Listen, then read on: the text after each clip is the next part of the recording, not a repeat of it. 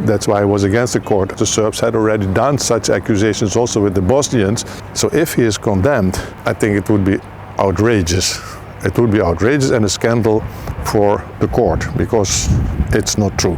That's why I was against the court. I was always convinced that it was not true because the Serbs had already done such accusations also with the Bosnians, which was also totally baseless. That is their tactic, the tactic to make enormous accusations and then turned out they're based on nothing. I mean, I was the ambassador and I was paid by the Dutch government, so I have of course to do what they tell me to do. So of course I had to do that. Even if in private I might say that I do not agree, still I had to say it has to be done. The problem was, of course, the Martyr report. The Martyr report started it all.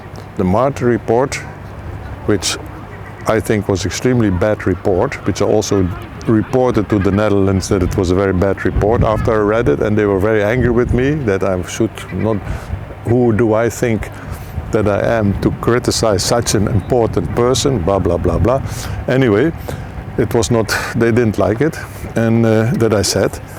Now, the situation is that we have this court, it is now finalizing.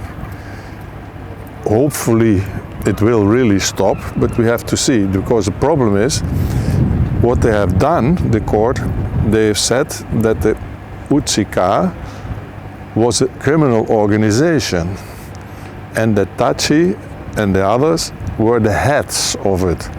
If there would be any evidence that he has personally done something, or any of the others have personally done something, I think it's fine to go after them. But you cannot make them responsible for anybody in the UCK, because first of all, the UCK was not a hierarchical organization.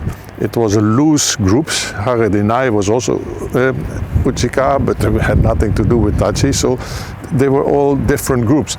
So if he is condemned based on the fact that he is supposed to be the head of a criminal organization, which again is not true, then I think it would be outrageous.